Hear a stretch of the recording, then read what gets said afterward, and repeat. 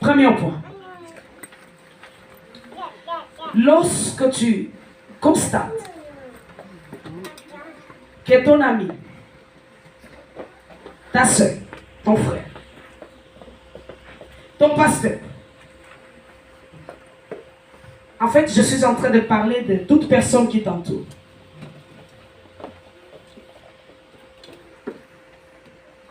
Un sentiment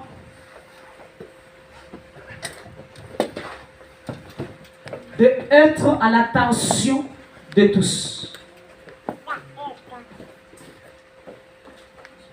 Une personne fausse, la première caractéristique, ils aiment être à l'attention de tous. Une personne, vous êtes amis, vous rentrez quelque part. Elle a toujours tendance, on dit qu'à passer, hein? Comme il m'ont dit ça, en français, se mettre en avant. Faites attention avec ce type de personnes. Dites avec moi, le masque va tomber. Le masque va tomber. Ils aiment se mettre en avant. Les personnes fausses aiment se mettre en avant. C'est le premier point que tu dois repérer. Chercher. En fait, voir autour de toi s'il y a quelqu'un qui est comme ça, c'est quelqu'un qui est fausse et faux avec toi. Deuxième point. Ils utilisent des mots pour te blesser. Quelqu'un qui aime dire, oh vraiment tu es mon ami. Mais chaque fois que vous êtes ensemble, avant que vous puissiez vous séparer, il doit toujours te taquiner sur un mot qui va te blesser. Te rabaisser. C'est quelqu'un de faux. En tout cas, vraiment, ce que tu as porté, c'est joli, mais cette coiffure, ça te va bien, mais fais attention avec une personne comme ça. Chaque fois que tu voudras commencer, il te dira que ce n'est pas le moment. Mais je vais dire ceci. Les jours que tu croiseras celui qui te dira que ce n'est pas le moment. Dis-lui, mon pasteur m'a dit qu'il faut commencer parce que Dieu est avec moi. Troisième point.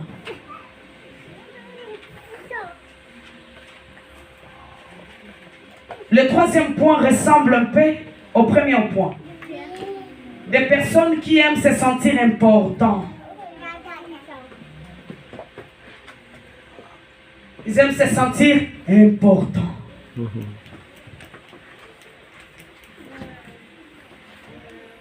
Des personnes qui aiment se sentir...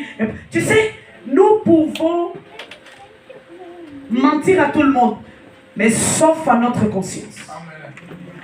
Ce que tu es réellement, toi-même tu sais. Si tu te retrouves dans ces points qui sont cités, je vais juste t'appeler à la repentance. L'amour de Dieu est encore disponible. Des personnes fausses aiment se sentir importantes. Lorsqu'il est dans une réunion, lorsqu'il est au milieu des gens, en fait, il faut les donner de la valeur. Sinon, ils cherchent les mêmes de la valeur. Permettez-moi de vous dire, Christ envoie l'espérance de la gloire. Ce qui compte pour vous, c'est que Dieu dit que vous êtes. Amen. Ils aiment se sentir importants.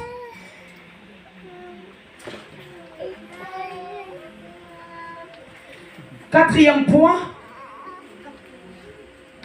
Lorsque tu remarques dans ton entourage quelqu'un qui te considère toujours comme notre rival, c'est une personne fausse.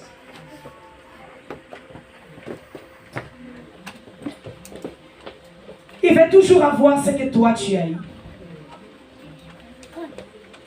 Il trouve toujours ce que toi tu fais, c'est ça qui est bien. Il doit l'imiter. Mais quand il imite, il fait un peu semblant, en fait, comme s'il n'a pas imité, mais il a imité. Vous avez déjà croisé des personnes comme ça. Tu sens qu'il t'a imité. Tu vois, tu as fait une coiffure des traits, maman. Il veut t'imiter. Mais il ne veut pas montrer qu'il t'a imité. Il va juste te faire les traits. Mais il t'a vraiment imité, en fait. Mais une personne qui est sincère te posera la question. Comment tu as fait pour te coiffer? Peux-tu m'amener chez ta coiffeuse pour qu'il me coiffe comme il t'a coiffé? Une personne sincère est comme ça. Mais ce qui n'est pas sincère, il t'imite, mais sans te montrer trop qu'il t'imite. Il veut un peu parler comme pasteur, mais il cherche de changer les verbes, à les compliquer. Après, on ne comprend pas trop bien. C'est une personne fausse. Dites avec moi, le masque doit tomber.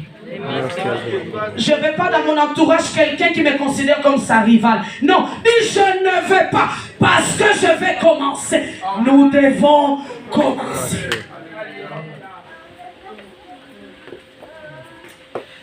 Un autre point important, ces personnes ont toujours des excuses.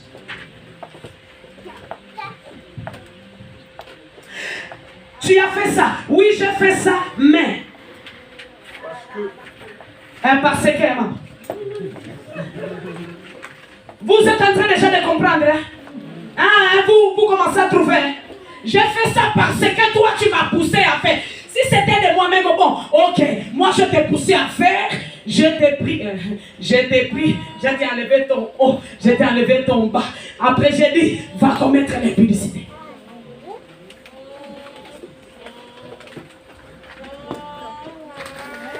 Parce que j'ai pas avancé parce que on m'a mis des cales. En fait, c'est parce que tu n'avais pas encore compris qu'est-ce que tu dois réellement faire. Assise juste et prends la décision de commencer. Amen. J'attends qu'il y en a fait, vous puissiez me poser la question, qu'est-ce qu'il faut faire avec des personnes pareilles? D'autres points, je garde pour moi. Ça, c'est mon secret pour que demain, je puisse avoir l'onction. Non, il faut partager. Il faut partager aussi. Demande-moi quel est mon secret. C'est de trouver des points essentiels. Je m'arrête là parce que nous n'avons pas du temps. Qu'est-ce qu'il faut faire avec des personnes pareilles? Supporter? Vous allez prendre la décision ensemble avec moi. Il faut supporter de telles personnes. En fait, tu sens que ton mari te ment. En fait, bon, pasteur, il m'a dit de ne pas parler de ça, mais tu sens vraiment que ta femme, en fait, il te ment. C'est bien comme ça. Mais en fait, il faut garder ce statut de marié. Pendant qu'à l'intérieur, c'est pas marié. C'est tout foutu et fracassé. Ok. Tu sens que c'est fort cette relation. Tu sens que c'est fort. Mais tu es toujours derrière en train d'éclater. Bon, prends la décision avec moi. Qu'est-ce qu'il faut faire avec de telles personnes? Selon vous, il faut faire quoi? C'est pour lui. C'est ça? Priez pour elle. Séparer, prier pour lui. Non, priez pour elle. Les mariages, il faut passer. Séparer. Très bien. Il faut faire quoi, maman? Priez pour elle. Maman, faut? Pendant combien de temps, maman? Très bien, clamons pour le Seigneur. Maman dit que si c'est converti, tu vas faire quoi? Dieu va les tuer. Dieu va les tuer. Faut être clair parce que c'est que les verbes qui sont autorisés, non? Voilà. Dieu, il est fort dans sa parole, il est juste. Hein? Ok. Tu vois qu'une relation est fausse, il faut faire quoi, s'il vous plaît? Éloigné. Je vais vous conseiller. Si vous n'avez pas pu aller loin jusqu'à maintenant, c'est parce que vous étiez entouré de personnes fausses. Et qu'est-ce qu'il faut faire? Je partage avec vous mon expérience. Il faut se séparer. Que Dieu vous bénisse. Amen.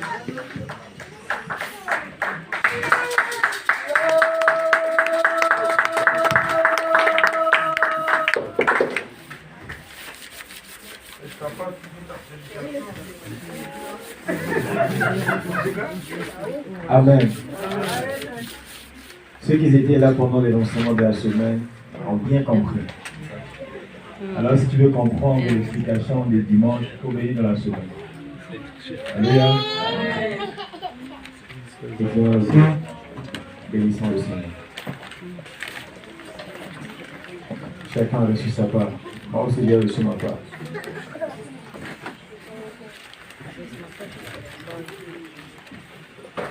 Là où tu sens que voilà, c'est ta part. Dis à Dieu. C'est par l'amour que tu as pour moi.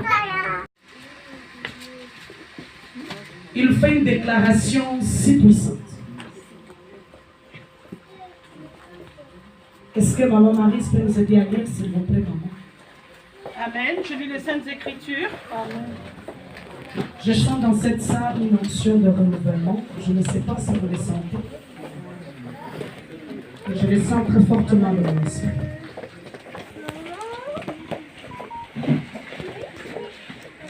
Surtout des dons vont être restaurés. Amen. Tout au long de ce message. Oui, ce qui se cache en toi sera restauré cet après-midi.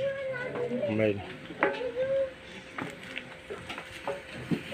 Ça, c'est la deuxième parole de Jésus dans l'évangile de Matthieu.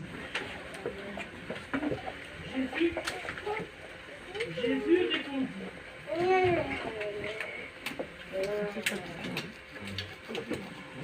Il est écrit, l'homme ne vivra pas de pain seulement, mais de toute parole qui sort de la bouche de Dieu. Parole du Seigneur. Prenons place.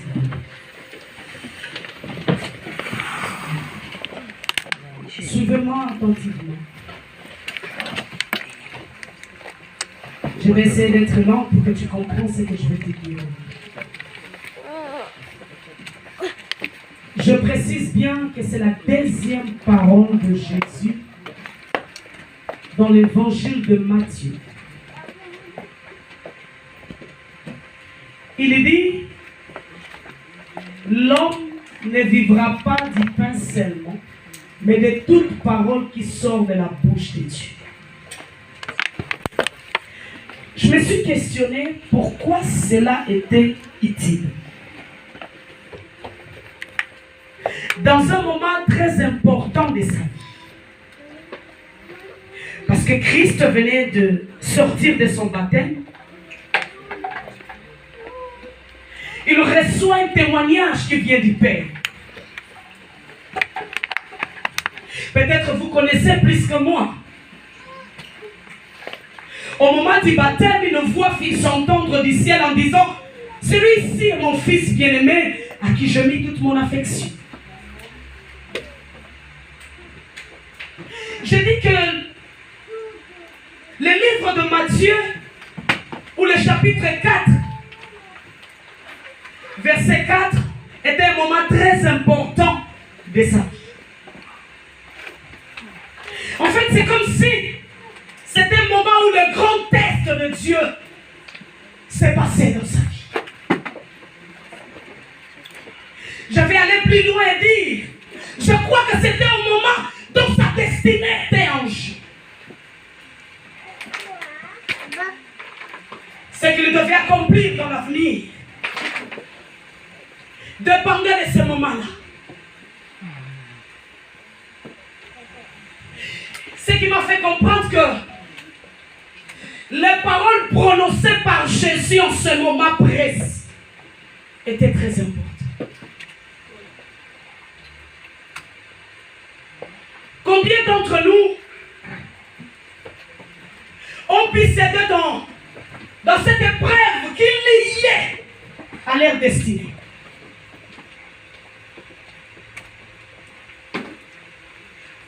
Mais Jésus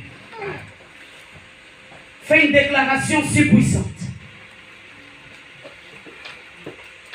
Et je voulais m'introduire par cette déclaration. Il dit ceci.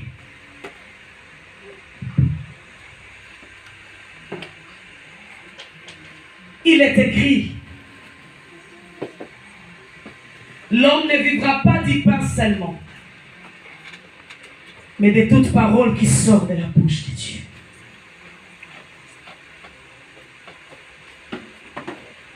Ce que nous devons savoir est que ce que tu manges et ton corps, à un moment donné, ils deviennent. Je me répète. Ce que nous mangeons avec notre corps devient un. Christ dit ceci. Ce que tu manges est déposé dans ton corps. Mais l'homme ne vivra pas du pain seul. Si ce que tu manges et ton corps vous devenez un, c'est que ce que tu entends et ton esprit devient.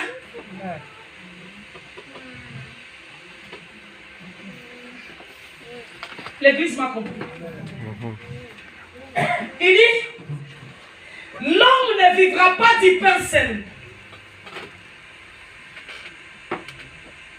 Des comparaisons utiles et très utiles pour les chrétiens. La partie B.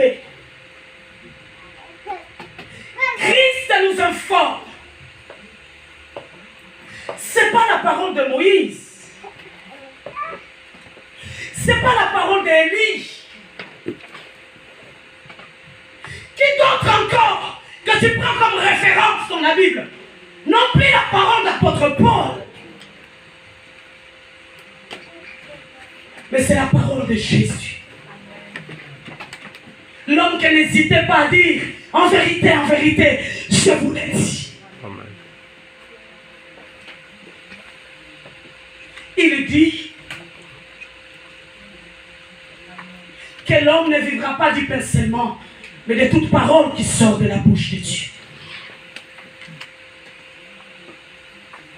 Ce que tu entends et ton esprit deviennent un. Lorsque tu entends la parole de Dieu, tu es en train de recevoir Dieu dans ton cœur. Et par la puissance du Saint-Esprit, toi et cette parole, vous deviendrez une seule personne. Frères et sœurs, je vais peut-être scandaliser quelques personnes. Nous ne sommes pas appelés à obéir à la parole.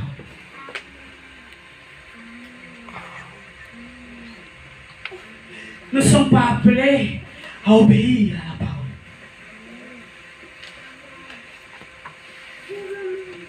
Je reprends, nous ne sommes pas appelés à obéir à la parole.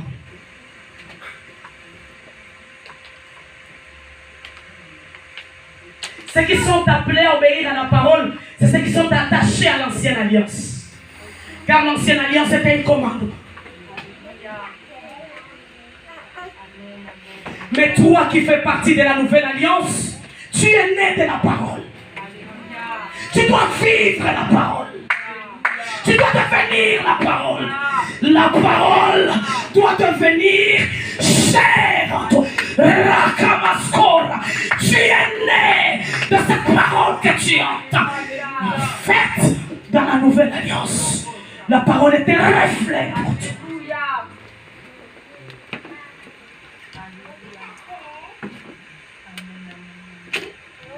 Les buissons ardents arrêtent.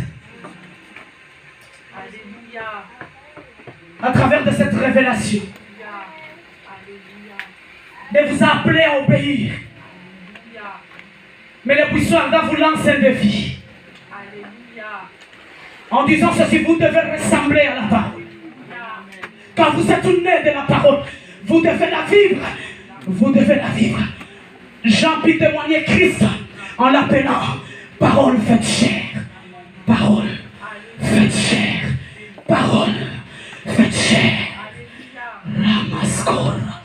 Rondoboska. Je dois vivre ce que je lis. Je dois devenir ce que j'entends. Je dois expérimenter ce que Christ a expérimenté. Je vais vivre. Et toutes les boussoirs doivent vivre cette parole. Je ne suis pas appelé à l'obéir, mais à la vivre. Car je suis né de la parole. Rakasko.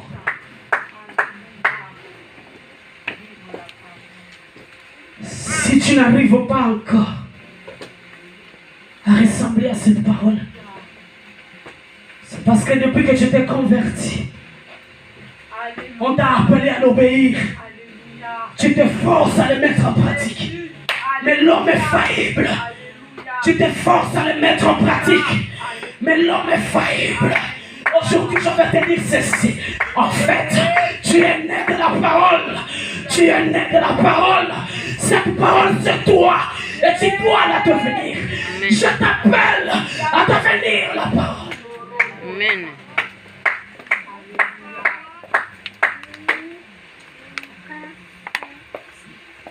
Lorsque le Saint-Esprit me souffle cette révélation,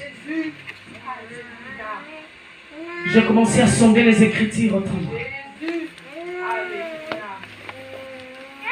J'ai commencé à dire,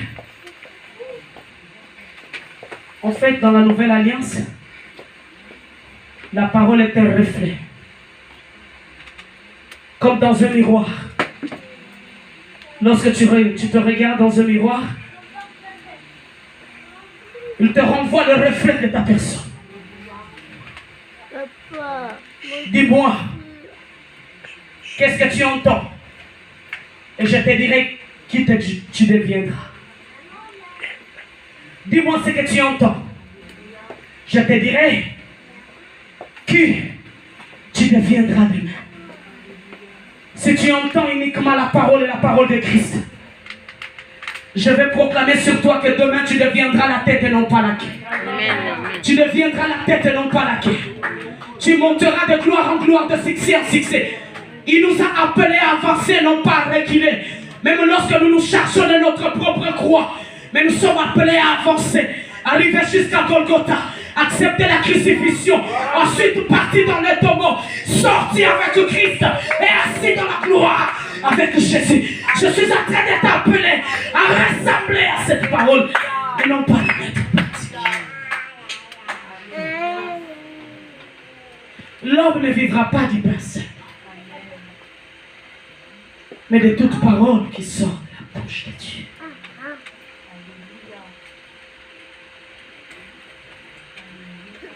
Comprends ceci et retiens ceci. Tu n'es pas appelé à obéir, mais tu es appelé à la vivre, à ressembler à cette parole. Un grand sujet que nous avons abordé si longtemps, c'est commencer.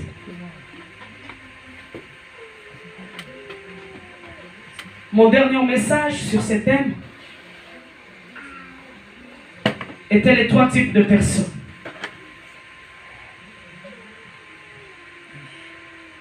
Je parlais à la catégorie ceux qui n'avaient pas commencé parce qu'ils n'avaient pas entendu ce message. J'avais développé ce thème en disant, lorsque nous sommes en train de parler de commencer, il faut réellement commencer quoi? Chaque intervenant est passé et l'église était richement bénie par ce thème-là. Je résumais ce message en disant qu'est-ce qu'il faut réellement commencer. J'avais précisé qu'il faut commencer ce qui n'a jamais existé pour te distinguer des autres. Frères et sœurs, l'univers était en chaos. Les anges n'avaient pas de solution pour relever cela. Tout le monde regardait avec beaucoup d'inquiétude. C'est de l'armée céleste que je parle, bien sûr. Mais Dieu s'est dit ceci, je vais commencer à donner forme à l'univers. Je peux dire ceci, qu'il a commencé ce qui n'avait jamais existé. Et ce qu'il a fait de lui, Dieu. Qu'il a distingué de tous les dieux écrits en minuscule. Notre Dieu est digne de louange, d'adoration et de gloire dans les cieux, sur la terre, sur la terre. Il n'y a point de Dieu comme lui. Non, il n'y a point de Dieu comme lui. Non, il n'y a point de Dieu comme lui. Un jour, il avait décidé de devenir homme. Il est devenu homme. Mais aucun homme, un jour, décidera de devenir Dieu et deviendra Dieu. En fait, le Dieu que nous prêchons est l'unique et le véritable. En fait, il s'est distingué de tous les dieux qui existent dans le ciel, sur la terre et sur la terre. Notre Dieu est unique. Qu'est-ce qu'il faut commencer? C'est qu'il n'a jamais existé pour te distinguer des autres. Amen. C'est ce que nous avons parlé. Ce qui n'a jamais existé. Qui va te distinguer des autres. Oui. Dieu est en train de créer. De créer parmi nous. Des talents qui n'ont jamais existé. Des choses terribles se passeront dans cette église. Si tu le crois, tes yeux le verront. Je dis ceci. N'est-ce pas que nous avons des empreintes différentes? C'est que chacun de nous est unique. Et si chacun de nous est unique, nous portons un potentiel unique. Je lis un passage qui a bouleversé ma vie. Arrêtons de demander au ciel ce qui est déjà sur la terre. Oh, arrêtez de demander au ciel ce qui est déjà sur la terre. Je l'ai trouvé dans la Bible. Que tout ce que tu demandes au ciel est déjà sur la terre. Je l'ai trouvé. En fait, il faut juste que tu rentres dedans de toi. Tu découvres ce que tu as. Écrase. Fais sortir cela. En fait, deviens ce que Dieu veut. Ramachaka. Oui. Tu es unique. Tu es unique. Peut-être au début de ce que tu vas commencer va ressembler à ce que Pasteur a déjà fait. Mais plus tu avanceras, plus tu vas commencer à te distinguer. Plus tu avanceras, plus nous allons comprendre qui tu es vraiment. En fait, commence ce qui n'a jamais existé, qui va te distinguer de la jeunesse chrétienne, qui va te distinguer d'autres ministères. C'est ce qu'il faut faire. Oui. Toi qui courais bien, qui t'a arrêté. Toi qui courais bien, qui t'a arrêté. Tu es déjà dans les larmes. Ne pose pas tes armes, mais continue. En fait, qui t'a arrêté? Je suis en train de te questionner. Qui t'a arrêté? Toi qui avais déjà commencé. Ramachaka. Qui t'a arrêté dans cet élan?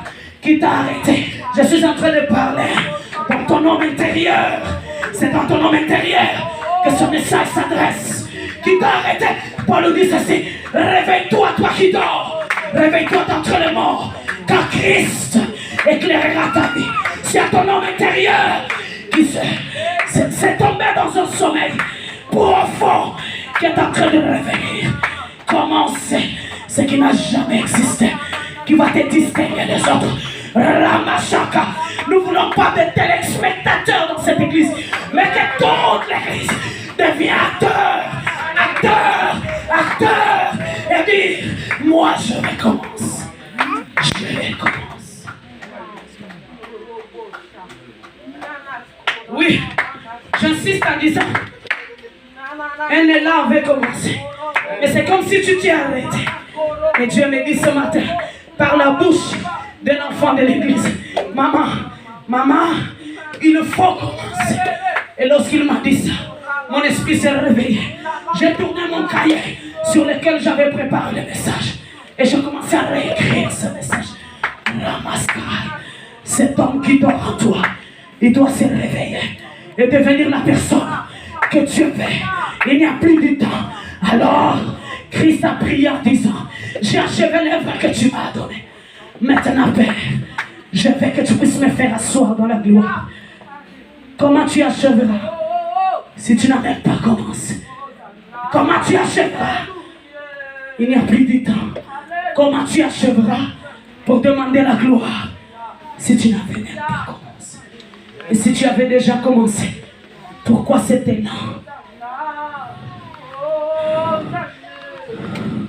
Non, un souffle, un nouveau souffle pénètre en toi et tu te réveilleras d'autrement. Tu vas te distinguer. Comment c'est quoi? Si le Seigneur répond, il veut vraiment que tu commences.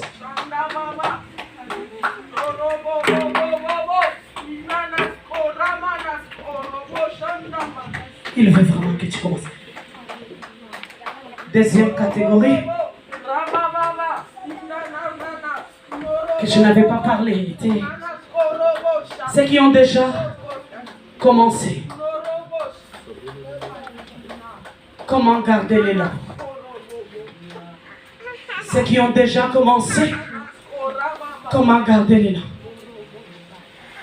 Frères et sœurs, ceux qui ont reçu dans le christianisme ou dans leur vie chrétienne, nous avons tendance à croire que il y a un truc qu'ils n'ont pas dû, qu'ils connaissent, qui les a fait réussir. Alléluia. Mais il n'y a pas de truc. Alléluia. Il n'y a pas un truc. Toi qui as tendance à aller vers des personnes qui ont réussi dans leur vie chrétienne et leur poser la question, dites-moi comment tu as fait pour réussir. Alléluia. Ne faites plus ça. Alléluia. Alléluia. Il n'y a pas de secret. Alléluia. Tu as mis tout à nu à découvert à travers de sa parole. Si on t'initie dans la magie, c'est parce que tu vas vers les grands et poses la question. Tu poses souvent la question, comment tu as fait pour réussir? Mais de la réussite de Christ, il n'a rien caché. Tout ce qu'il a permis de réussir, il a mis à découvert. Il n'y a pas un petit truc qui fait que celui qui prie une heure du temps puisse prier. Il n'y a pas de secret pour que celui qui va de gloire en gloire puisse aller de gloire en gloire. Le secret est que toi et lui, vous devenez une seule personne. Cultive ton intimité avec Dieu. C'est ça le secret de la réussite et de la gloire. Ceux qui ont déjà commencé, toi cultive cette intimité, cette relation. En fait, il faut que Dieu t'appelle mon ami. C'est ça le secret de ces hommes que vous appelez grands. De ces personnes qui montent de gloire en gloire. Ils ont stabilisé leur relation avec Dieu. Le secret, c'est ça. Le deuxième secret. Gardez la vision initiale. Le deuxième secret de ceux qui ont déjà commencé. Gardez la vision initiale. Gardez la vision initiale. Moïse n'a pas construit le tabernacle de lui-même. Il n'a pas construit le tabernacle de lui-même. Dieu l'a d'abord appelé sur la montagne. Il a communiqué l'image. Moïse a vu que le tabernacle devait être construit par vie, lieu saint et le lieu très saint. Il a aussi vu tous les ustensiles qui devaient être dans le tabernacle. Dieu lui dit, descends maintenant sur la terre. va construire le tabernacle selon le modèle que tu as vu. Moïse, lorsqu'il a descendu, il a descendu avec ce que nous appelons vision. Il avait une vision dans son esprit. Il fallait qu'il bâtisse selon cette vision. Pour que Dieu puisse habiter dans le tabernacle, il fallait que Moïse puisse bâtir le tabernacle selon la vision qu'il avait. Garde la vision initiale. Avant que tu commences, Dieu t'avait révélé qu'est-ce que tu dois réellement faire. Ne se détache pas de ce que Dieu t'avait dit. Lorsque tu commenceras, au milieu, fais comme tu avais vu dans la vision. À la fin, fais comme tu avais vu dans la vision. Garde la vision initiale. C'est ce qui fera de toi un héros dans la mission. Vous savez, ok, pourquoi aujourd'hui il y a beaucoup de divorces entre Dieu? C'est parce que le premier amour disparaît à un moment donné dans les couples. C'est que la vision initiale de leur rencontre, à un moment donné, a disparu dans les couples. C'est ça qui cause le divorce. Parce qu'un couple qui garde le premier amour, le vent, la tempête, va continuer à les unir. Va continuer à les unir. Va continuer à les unir. Ah, il dit dans l'Apocalypse, j'ai vu tes œuvres, j'ai vu ta constance, mais ce que j'ai contre toi, c'est parce que tu as abandonné ton premier amour. En fait, dans la marche de la mission, Dieu ne va pas te regarder par rapport à ce que tu es en train de faire, mais c'est par rapport à ce que tu avais vu quand Dieu t'avait appelé. En fait, papa disait, si tu continues à aimer maman Bobette, comme le premier jour qu'il avait vu, dans peu de temps, tu accepteras de le faire porter un anneau, une bague dans son doigt. Qu'est-ce qui te fait hésiter? En fait, pourquoi tu hésites? N'est-ce pas quand tu l'avais vu, tu avais dit que c'est ça en fait. C'était la femme, la mère de mes enfants. Tu as pris le premier pas, le deuxième pas, le troisième pas. Après tu commences à reculer. Donc Dieu te dit, ce qui va stabiliser ta relation. Et lorsque tu garderas le premier amour, ce que tu avais découvert le jour que tu l'avais vu.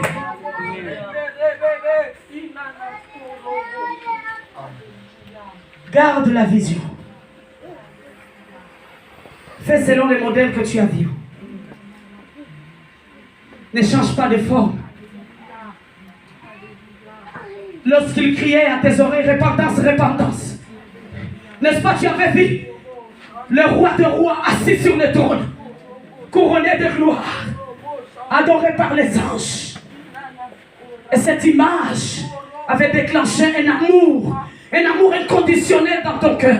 Mais plus tu avançais, plus ton amour a commencé à refroidir. Non, aujourd'hui il te dit, en fait, il faut garder la vision, la première image que tu avais vue. Comment tu avais rencontré le Seigneur. Quelle est cette image qui avait traversé dans ton esprit? C'est ce que tu dois garder.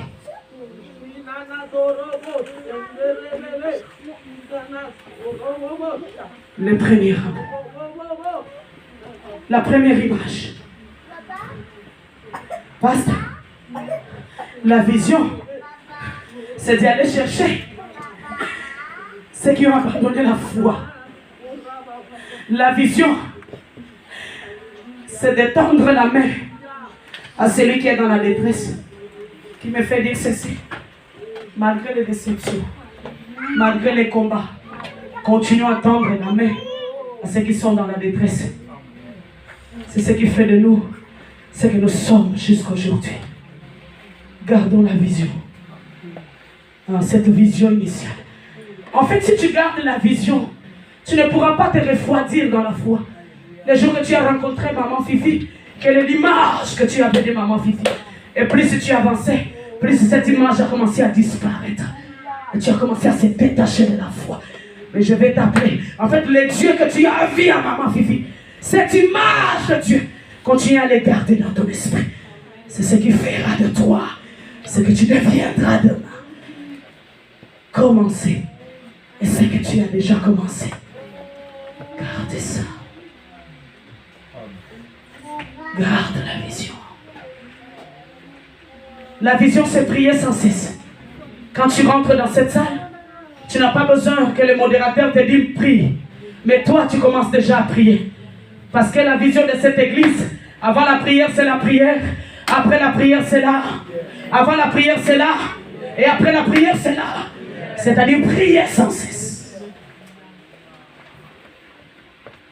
Troisième catégorie. Ceux qui n'arrivent pas toujours à commencer. Pourquoi ils n'arrivent pas à commencer?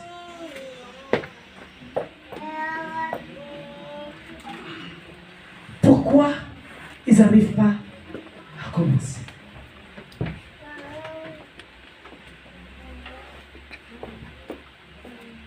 Je vais laisser l'ensemble répondre.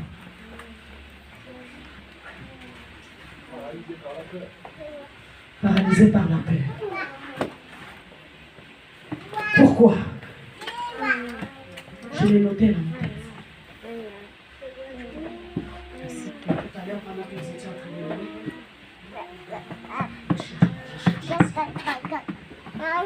est-ce que vous pouvez me le dire? Essaie de répondre ça. Pourquoi tu n'arrives pas toujours à commencer?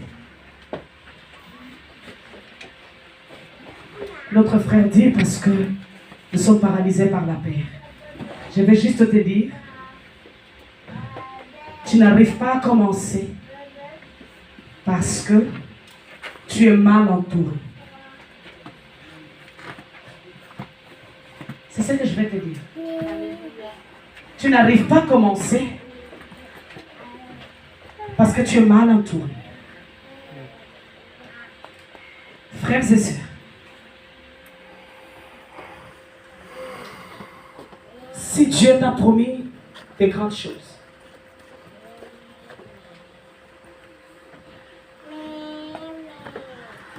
fais attention à des personnes qui t'entourent. Frères et sœurs, si nous voulons aller loin,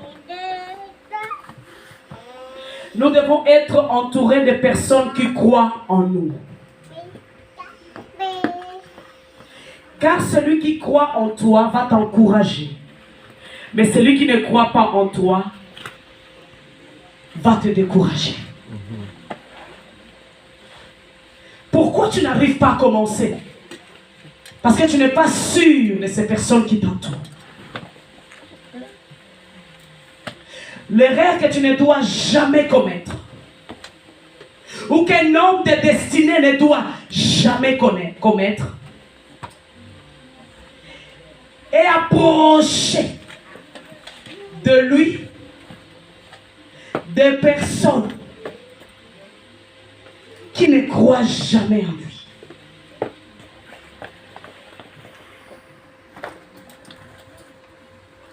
N'approche pas de ta destinée des personnes qui sont là pour profiter de toi.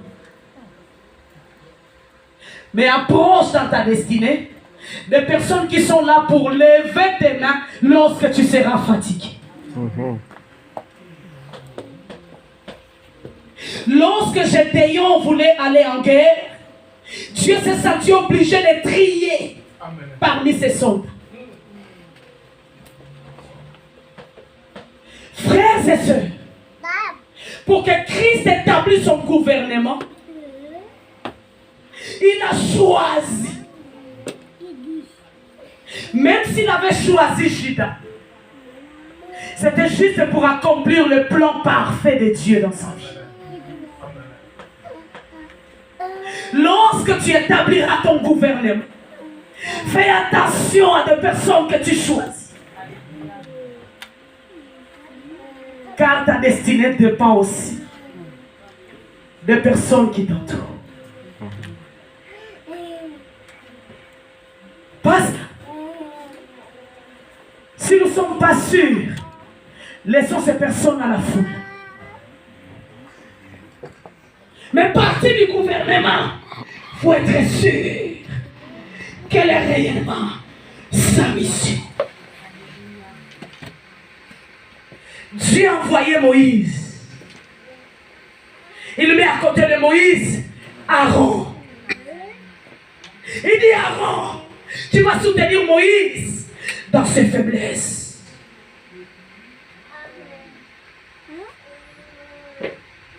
Israël en bataille.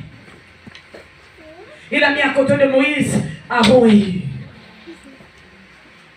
Lorsque Moïse n'arrivait plus, Aaron et Hur levaient les mains de Moïse. Et Moïse continue à marcher. J'ai béni mon équipe. Parce que dans des moments difficiles, nous avons traversé ces couloirs de la mort ensemble.